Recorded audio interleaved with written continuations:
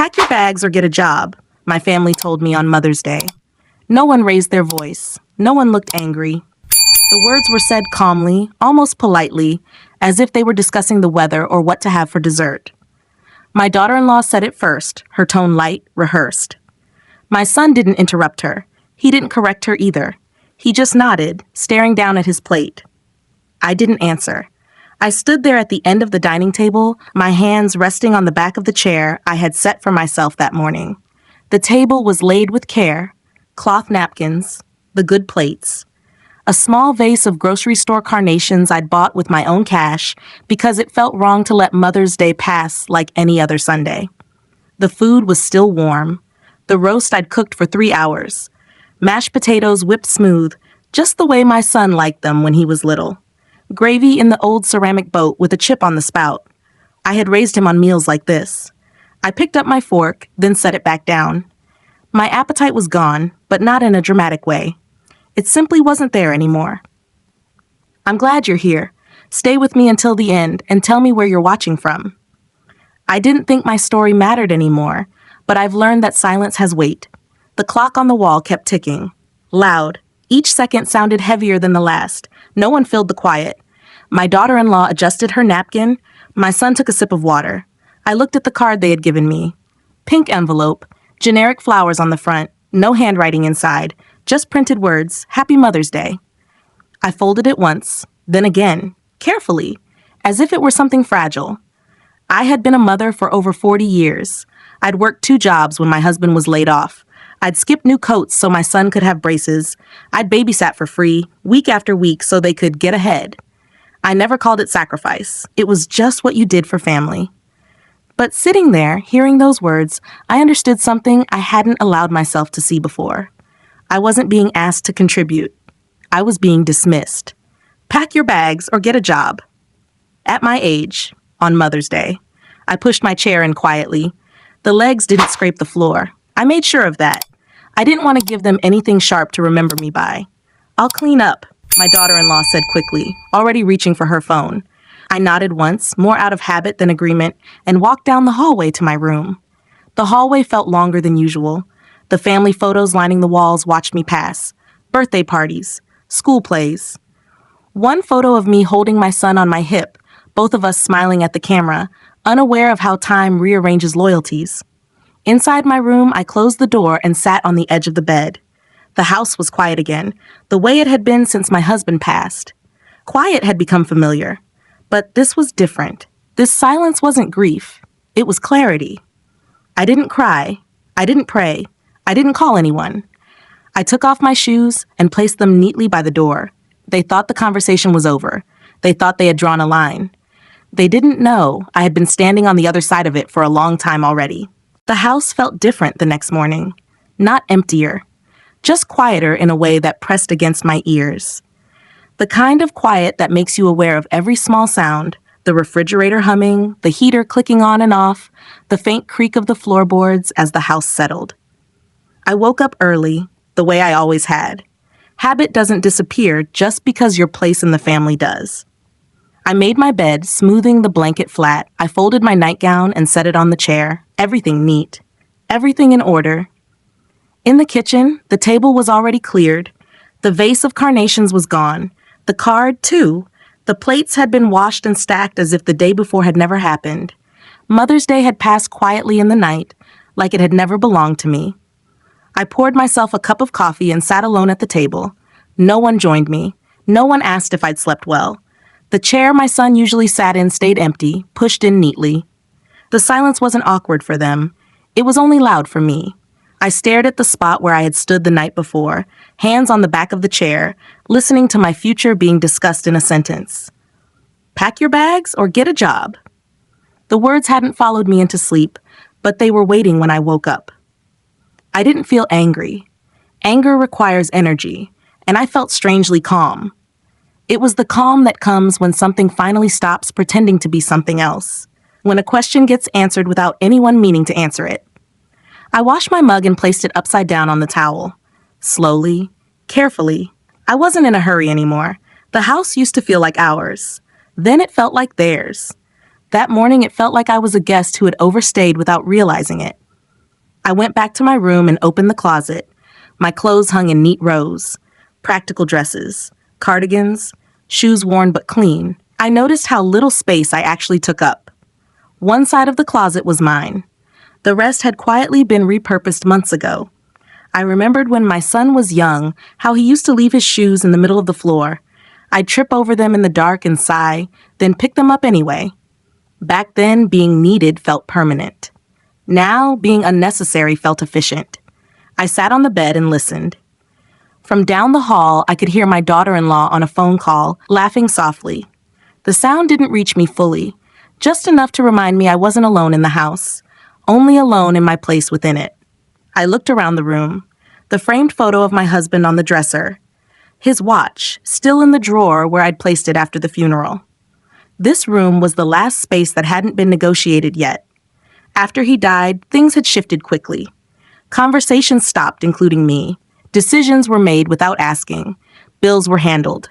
Papers were taken care of. I'd told myself it was temporary. That grief made people awkward, that families regroup, but grief doesn't tell you to pack your bags. I lay back on the bed and stared at the ceiling. No tears came. I wasn't waiting for them anymore. What I felt wasn't sadness, it was recognition. I had crossed into a new role without ceremony. Not mother, not matriarch, not even inconvenience, just something to be managed. Downstairs, a door closed. Footsteps moved through the house with confidence, not hesitation. The day had started for them. For me, it had already changed. I sat up, smoothed my skirt, and reached for my purse. Not to leave, just to remind myself that I still knew where my things were. And that mattered more than they realized. By the third day, I stopped pretending things would return to normal, not because anyone said anything else to me. No new arguments, no raised voices, just small changes that stacked quietly, one on top of another, until they formed something solid enough to block me out. It started with the mornings. I would come into the kitchen at my usual time, and the coffee pot would already be empty. Not dirty, clean, put away, as if someone had made a point of finishing it and resetting the space before I arrived. Breakfast conversations ended when I entered the room. Not abruptly, just gently, like a door closing without a sound. My daughter-in-law began calling me by my first name. Not mom, not even out of affection, just my name. Flat, efficient. The way you address someone you're coordinating with, not someone you belong to. My son followed her lead. He spoke to me less. When he did, it was logistical. Short sentences, neutral tone, as if emotion had become unnecessary between us. One afternoon, I noticed the hallway closet was locked. It hadn't been before.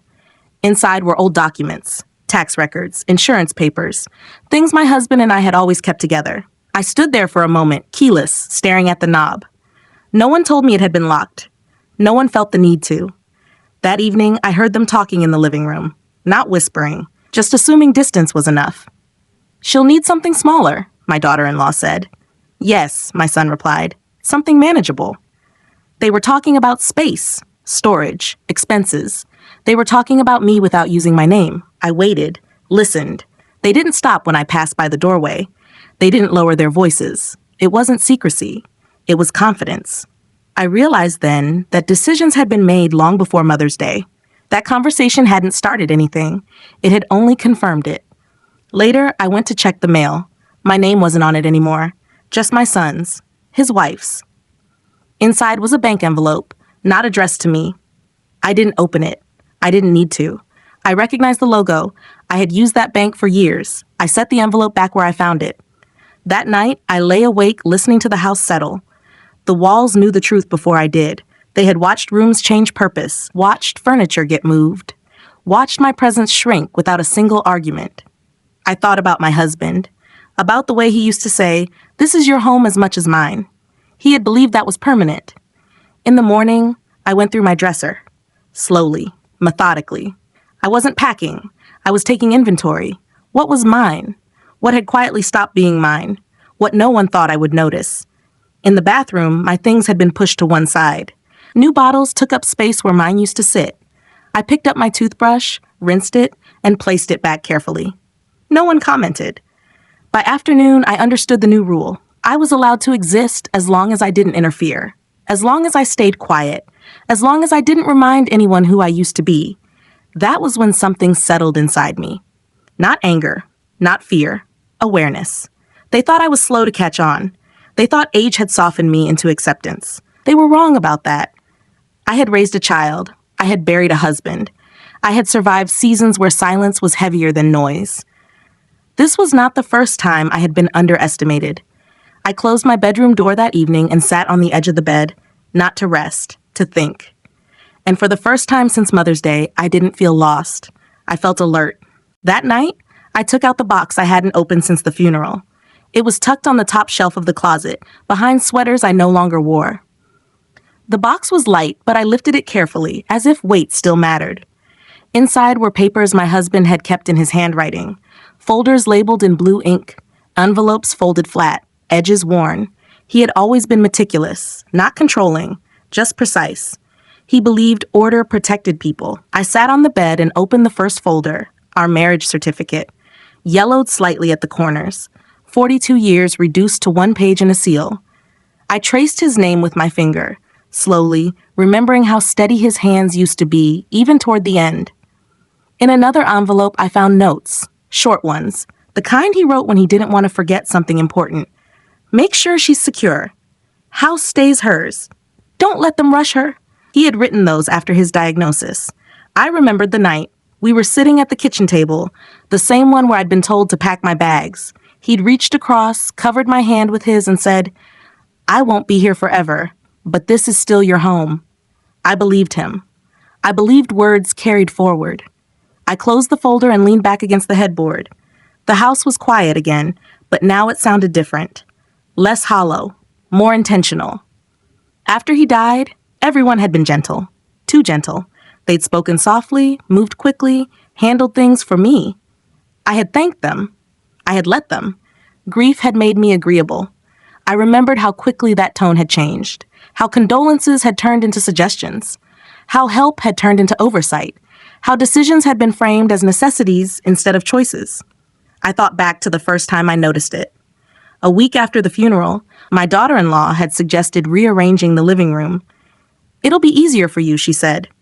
I watched as familiar furniture was shifted, then replaced. My chair moved to the corner. Her choices took center space. Then the paperwork. "I'll take care of it," she'd said more than once. Insurance, utilities, accounts. I had nodded, exhausted. I didn't realize how quickly taking care could become taking over. I reached for another folder, property tax statements. The last one addressed to my husband, the next addressed to my son. I hadn't noticed the change before. I noticed it now. I sat very still. No panic, just attention. It wasn't betrayal that hurt the most. It was the assumption that I wouldn't understand, that age had dimmed my awareness, that grief had erased my memory. They thought my silence meant confusion. It didn't. It meant patience. I placed the papers back in the box, one by one. I didn't rush. I didn't cry. I didn't feel the need to confront anyone. Confrontation was loud. What I needed was clarity. The next morning, I watched my son leave for work from the window. He didn't look back. He didn't wave the way he used to when he was younger. He walked with purpose, confident in the direction of his life. He believed things were settled. After the door closed, I went to the kitchen and sat at the table. Sunlight fell across the surface where my husband and I had shared breakfast for decades. I rested my hands flat on the wood. This house had heard every version of me. The young wife, the tired mother, the grieving widow. They thought I was finished becoming. They were mistaken. I stood, returned the box to the closet, and shut the door gently. Not to hide the past, to protect it. And as I did, something firm took shape inside me. I wasn't ready to speak yet, but I was done being invisible. By the end of the week, someone new began speaking to me with honesty. Her name was Margaret. She lived 3 houses down and had known me for years, though we had never been close. Friendly waves, brief conversations by the mailbox. Nothing more. But that afternoon, she knocked on my door and didn't smile when I answered. "Do you have a minute?" she asked. I stepped aside and let her in. She didn't sit right away. She stood in the living room, looking around as if she were taking note of changes she hadn't been invited to comment on. Then she turned to me. "I wasn't sure if I should say anything," she began, "but I'd want someone to tell me." I waited. "I ran into your daughter-in-law at the bank," she said, "a few days ago." I didn't ask which bank. I already knew. Margaret lowered her voice. She was asking questions about transferring things, about timing. Things, I repeated. Yes, she said carefully. Not small things. I nodded once. Margaret finally sat down, hands folded in her lap. She assumed I knew you were moving, that it was already decided. The room stayed quiet. I thought about the locked closet, the missing mail, the conversations that stopped when I entered a room, the way plans had been made with confidence, not concern. I didn't correct her, Margaret continued. I just listened. That was wise, I said. She looked at me then, really looked, as if she had expected tears or disbelief. She didn't find either. They're planning ahead, she said. Very far ahead. I know, I replied. Margaret exhaled slowly. I'm sorry. She didn't mean sorry for the situation. She meant sorry she had waited to speak. After she left, I sat alone in the living room and let the information settle. It didn't land like a shock. It fit too neatly with everything else. That evening, my son came home later than usual. He avoided the living room and went straight to the kitchen. I heard cabinets open and close. I heard my daughter-in-law's voice, low and efficient. I didn't join them. Instead, I opened my checkbook. I hadn't used it in months. Everything had been handled. Autopay, online accounts, systems I wasn't included in anymore. I flipped through the pages slowly. My handwriting was still steady. I thought about all the times I had helped without question, covered gaps, paid deposits, written checks without keeping copies. I hadn't needed proof back then. Trust had been enough. Trust, I realized, had been a one-way arrangement. The next morning, I walked to the corner cafe. Alone. It was something I hadn't done in a while.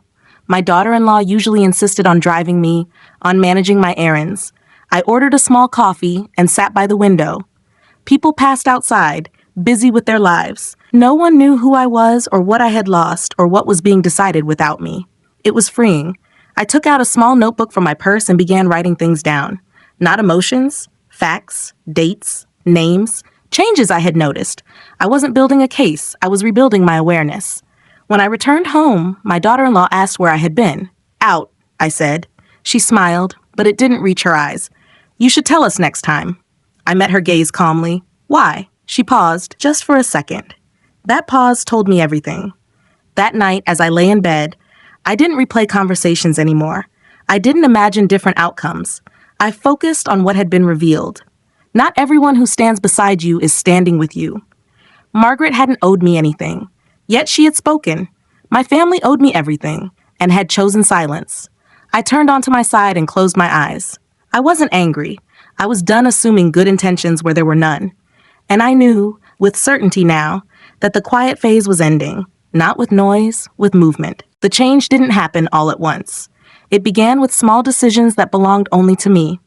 The following morning, I woke before anyone else and dressed carefully. Not formally, just deliberately. A pressed blouse, clean shoes, the purse I used to carry everywhere before I was told I didn't need to anymore. I left the house without announcing it. No one stopped me. Outside, the air was cool, the kind that clears your head without asking permission. I walked 2 blocks before my knees reminded me I wasn't in a hurry. I slowed down. Time had stopped chasing me. That was something I hadn't noticed before. At the bus stop, I sat and waited. The bench was cold. The street quiet. When the bus arrived, I paid in cash. The driver nodded, uninterested in my story, and that suited me just fine. Downtown hadn't changed much. The same brick buildings, the same bank on the corner. I stood across the street from it for a moment, watching people go in and out with purpose. Then I crossed. Inside, the air smelled like carpet cleaner and paper. A young teller greeted me with a practiced smile. I'd like to speak to someone about my accounts, I said. She looked at her screen, then back at me. Are you on the account? I was, I replied, and I still am. That earned me a different look. Not suspicious, curious. I waited in a chair near the window, hands folded in my lap, watching the street outside. When the manager came out, he was polite, professional. He said my name carefully, as if testing whether it still fit. It did.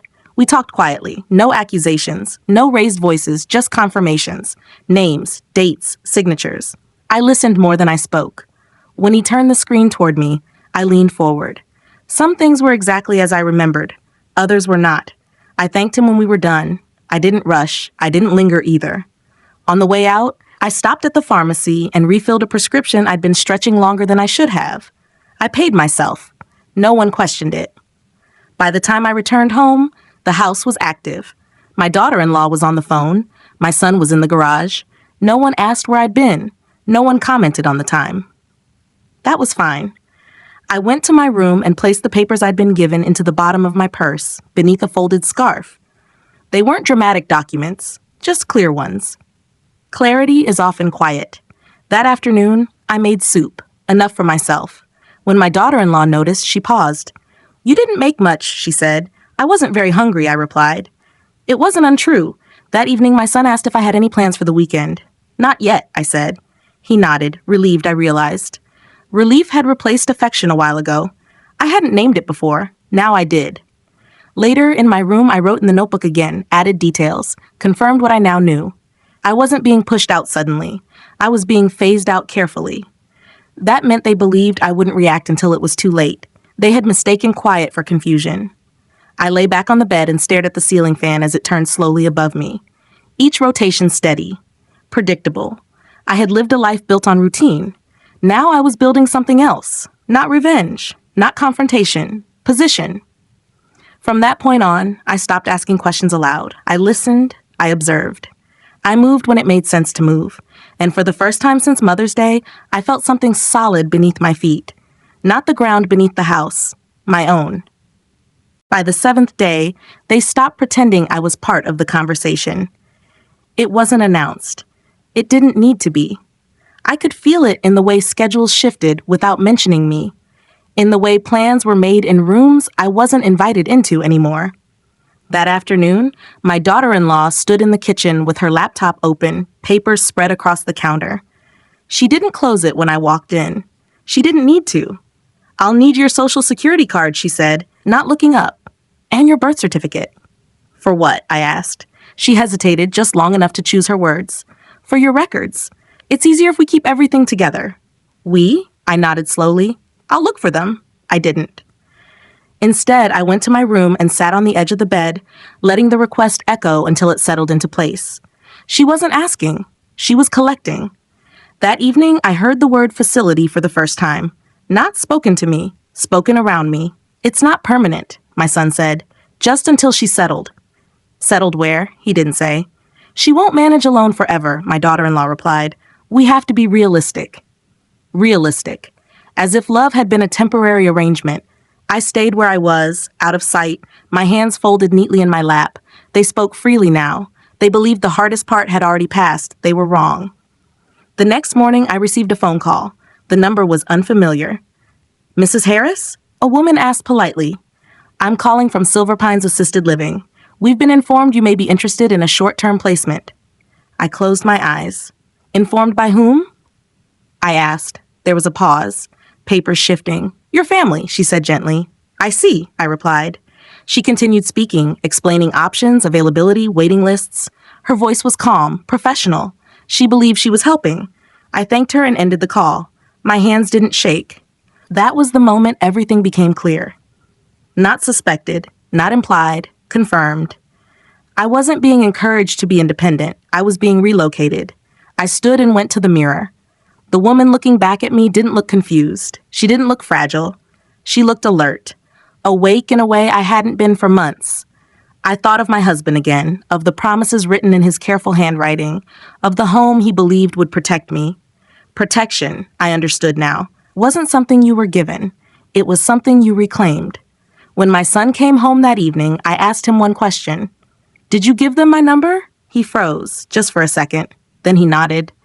"We thought it would help. To get information." Information. I smiled slightly. Not for him, for myself. "I appreciate you thinking ahead," I said. He relaxed instantly. That told me everything I needed to know. Later that night, I sat at my desk and opened my notebook again. I wrote down the name of the facility, the date of the call, the words short-term placement. Then I turned the page. They believed they were guiding me toward an ending. They hadn't considered that I might already be writing the next chapter. I closed the notebook and placed it back in my purse. Not hidden, accessible, ready. The house went quiet again as night fell. They slept easily, confident in the plans they had made without me. I lay awake, not rehearsing speeches, not imagining confrontations, just aligning pieces. Timing mattered now, and I was done waiting for permission. The 8th day was when I learned how invisible I had become. Not ignored, not forgotten, managed. That morning, I found a printed checklist on the kitchen counter. Not addressed to anyone, just there, typed bullet points, dates next to them, doctor visit, paperwork, tour scheduled, no names, no explanations. I picked it up, read it once, and set it back exactly where it had been. I didn't tear it. I didn't hide it. I wanted it to stay where they expected it to be. They needed to believe I hadn't noticed. My daughter-in-law came in a few minutes later, glanced at the counter, and relaxed when she saw the paper untouched. She smiled at me the way people smile when a task is going according to plan. "You don't have to worry about any of this," she said. "We're handling it." "I know," I replied. That answer pleased her more than any argument ever could have. I spent the rest of the morning doing small, ordinary things. Folding laundry, wiping the kitchen table, watering the plant by the window that everyone else forgot needed water. Ordinary movements made people underestimate you. In the afternoon, my son left early. He didn't say why. He didn't have to. He believed things were moving forward without resistance. I waited until the house was empty. Then I went to my room, locked the door, and sat at the desk. I took out the papers from my purse and spread them neatly in front of me. Bank statements, account summaries, names that had quietly been added, names that had quietly been removed. I compared dates. Patterns don't hide forever. They just wait for someone patient enough to look. I wasn't rushing anymore. That was the mistake they had made. They assumed urgency would pressure me, that confusion would slow me down, that age would blur details.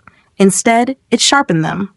I made a phone call, not to confront anyone, not to accuse, just to ask questions. The woman on the other end of the line answered professionally. She confirmed what could be confirmed. She avoided what couldn't. She didn't realize how much silence can reveal when you listen carefully. When the call ended, I wrote one sentence in my notebook. They moved before they asked. That evening, we ate dinner together. No one mentioned the checklist. No one mentioned the phone call from the facility. No one mentioned the word future. My daughter-in-law talked about grocery prices. My son talked about traffic. Ordinary conversation. Comfortable. They believed comfort meant control. I nodded at the right moments. I smiled when expected. I excused myself early, claiming I was tired. In my room, I turned off the light and sat in the dark. I thought about how many times I had stepped aside in my life so others could move forward. How often I had been patient because patience felt like love. This wasn't love. This was convenience. And convenience ends when it stops being useful. I lay down fully dressed, shoes still on, not to sleep but to think clearly. Sleep would come later. Planning came first. They thought the quiet meant surrender. They didn't understand that quiet was how I gathered strength. I wasn't preparing to leave. I was preparing to stay, on my terms. Outside my door, the house settled into its nighttime rhythm. Doors closed, lights turned off. A sense of completion filled the air. They believed the outcome was inevitable. I stared at the ceiling and counted my breaths, slow and steady. I had lived long enough to know this truth. People who rush you want something from you. People who underestimate you give you time. And time, when used well, changes everything. The 9th day arrived quietly. No calls, no checklists, no new instructions. That was when I knew something had shifted. I found the mail waiting on the entry table when I came downstairs, not stacked neatly the way my daughter-in-law preferred, just placed there, carelessly. My name was on one envelope. That hadn't happened in a while. I picked it up and turned it over slowly. Bank logo, official seal, addressed to me. Not care of, not shared, mine. I slipped it into my purse without opening it and made breakfast as usual. Toast, a hard-boiled egg, the kettle humming softly on the stove. Routine still mattered. It kept people from asking questions. When my daughter-in-law entered the kitchen, she glanced at the table. "Mail came early," she said. "Yes," I replied. She didn't ask what it was. She assumed, as she always had, that anything important would come to her first. That assumption was no longer true. Later that morning, I walked to the small park a few blocks away. I sat on the same bench I'd used for years, watching people pass with dogs and strollers. I opened the envelope there, away from the house. Inside was a statement. Numbers, dates, a summary I hadn't seen before. I read it once, then again. The balance wasn't what I expected. It was lower. Not by accident, not by fees. Transfers. Authorized transfers. I closed my eyes and let the air fill my lungs before opening them again. My hands were steady. That surprised me. I had expected something sharper. What I felt instead was confirmation. I turned the page. There it was. A signature. Not mine. Not forged. Not sloppy. Clean. Confident. Someone had signed believing I would never look. I folded the statement carefully and placed it back in the envelope. On the walk home, I passed my neighbor Margaret's house. Her curtains were open. She was at the window watering plants. She saw me and waved. I waved back. I didn't stop. This wasn't something I needed to share yet. When I returned home, the house was empty. My son had gone out. My daughter-in-law's car was gone. I stood in the hallway for a moment, listening to the silence. Then I went to the locked closet. I didn't force it. I didn't touch it. I went to my room and opened the small safe my husband and I had kept hidden behind old photo albums. I hadn't opened it since his death. Inside were documents I remembered, and some I didn't. Copies. He had made copies. Not everything. Just enough. I sat on the bed and laid them out. Property records, account details.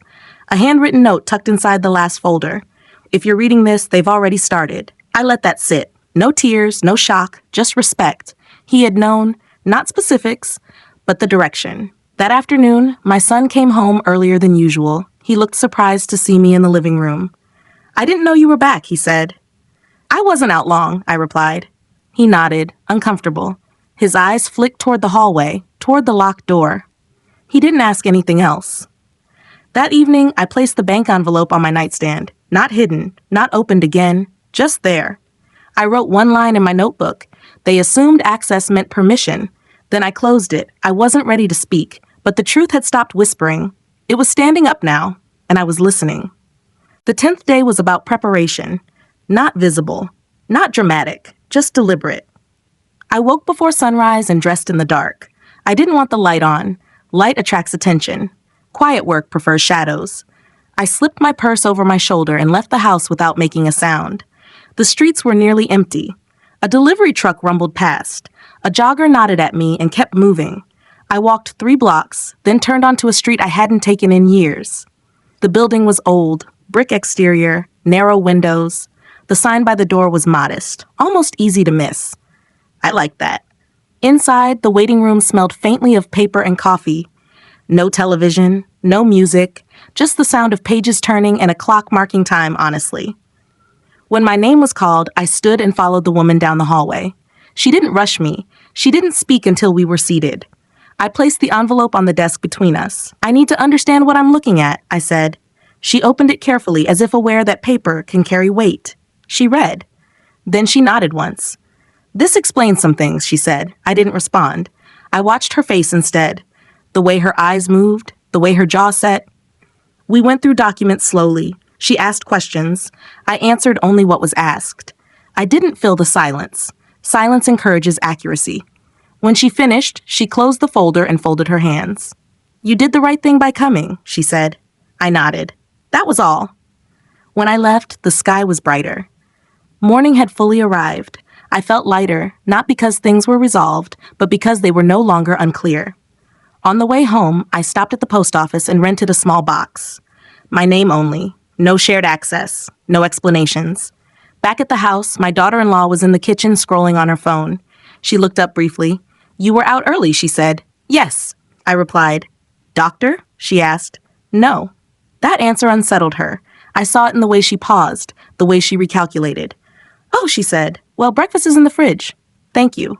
I ate alone. Later, my son asked if I had a moment. "About what?" I asked.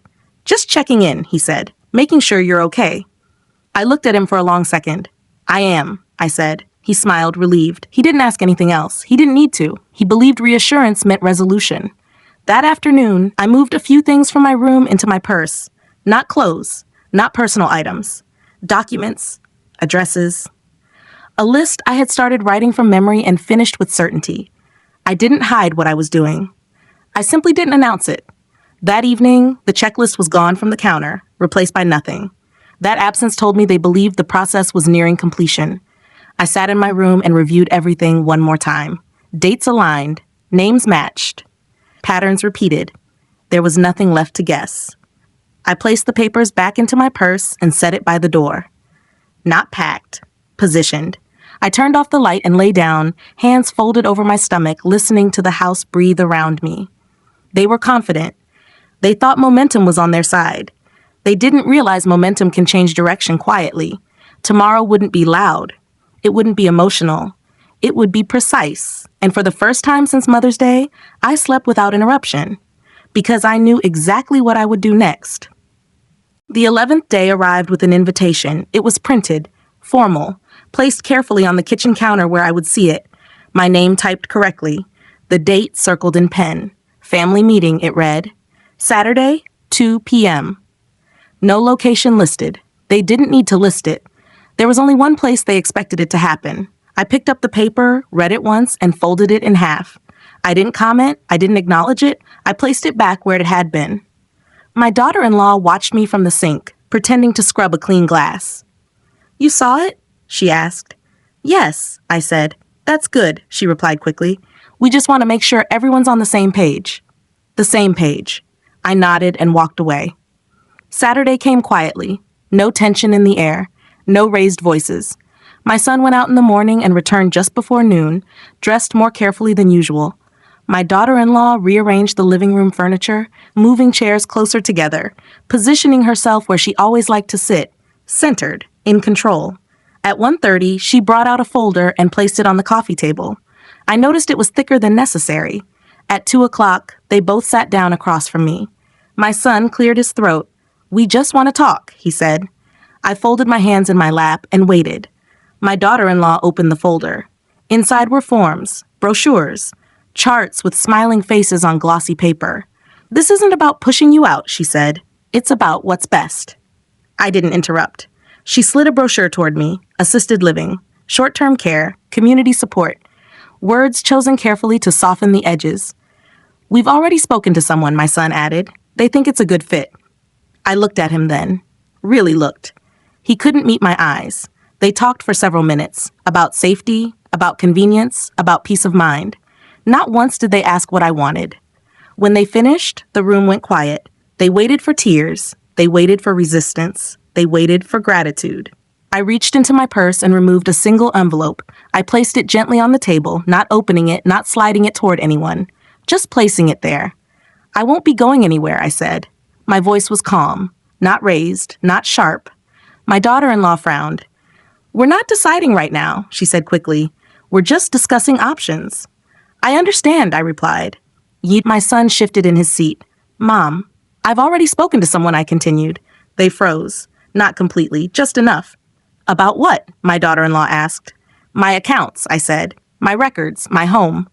The word home landed heavier than anything else I could have said. She glanced at my son. He looked confused, alarmed. You didn't need to do that, he said. We were handling it. I know, I replied. I stood slowly, my joints stiff, but my balance steady. I appreciate the concern, I said. But this conversation is finished. They stared at me as if I had spoken a foreign language. I picked up the brochure and placed it back in the folder, closing it neatly. For now, I added. I walked down the hallway to my room and closed the door behind me. Not slammed, closed. From the other side, I could hear them whispering, recalculating, scrambling to adjust to a version of me they hadn't expected. I sat on the edge of the bed and removed the envelope from my purse again. I placed it on the dresser beside my husband's photo. The meeting they had planned hadn't gone the way they imagined. They thought this day would be about transition. They didn't realize it was about interruption. Their timeline, their assumptions, their certainty, all of it had been disrupted. And for the first time, the house felt unsteady. Not because of me, but because control had shifted. Quietly, irreversibly. The morning after the meeting, the house was quiet in a different way. Not tense, not hollow, resolved. I woke up before anyone else and made my bed, smoothing the blanket the way I always had. The sunlight through the window rested gently on the floor, catching dust in the air. Nothing had changed in the room. And yet, everything had. I dressed slowly and opened the door. In the kitchen, my daughter-in-law was already there, staring at her phone. She looked up when she heard me, then looked back down. No greeting, No instructions, no checklist. My son came in a few minutes later. He paused when he saw me, as if unsure what version of me he would find standing there. "Morning," he said. "Good morning," I replied. We stood in the same space, but something invisible now separated us, not anger, awareness. I poured myself a cup of coffee and sat at the table. No one joined me. No one asked questions. For the first time since Mother's Day, I wasn't waiting for a cue. Later that afternoon, a car pulled into the driveway. Not theirs, mine. I watched from the window as it parked neatly at the curb. Margaret stepped out first, then the woman I had met days earlier. Calm, professional, purposeful. My daughter-in-law rushed to the door. My son followed close behind. "Mom?" he called, his voice uncertain. "What's going on?" I opened the door before he reached it. "I invited them," I said. They stood frozen as the women entered the house, greeting me politely. Papers were taken out. Chairs were moved, not rearranged, reclaimed. No voices were raised. No accusations were spoken. Everything was handled with facts, with dates, with signatures, with clarity. I sat quietly while the truth settled into the room like dust after a long storm. When it was finished, the woman turned to me. "Do you have any questions?" "No," I said. I didn't need to look at my son to know what his face looked like. I didn't need to look at my daughter-in-law to see calculation failing her. They had planned carefully, just not carefully enough. By evening, the house felt lighter. Not because anything had been removed, but because something false had been lifted. I returned to my room and packed a small bag. Not to leave, to move, into the front bedroom, the one with more light, the one my husband used to read in. When I came out with the bag, my son stood in the hallway. "Mom," he said quietly. "We didn't mean to." I held up my hand. "I know," I said. "That's what hurts."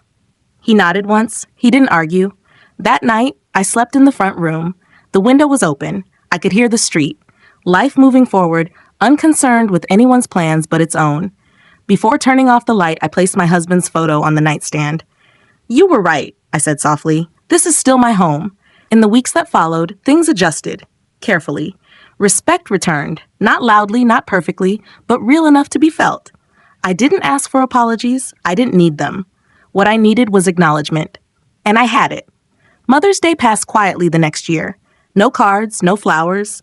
But that morning, I made coffee in my own kitchen, sat in my chosen chair, and watched the sunlight fall exactly where I wanted it. I wasn't invisible anymore. I wasn't managed. I wasn't leaving. I had stayed. And in doing so, I had found myself again. If you've ever been told to pack your bags by the people you raised, remember this. Silence isn't weakness. Patience isn't surrender. And a woman who has lived a full life doesn't disappear just because someone wishes she would. She waits. And then she stands.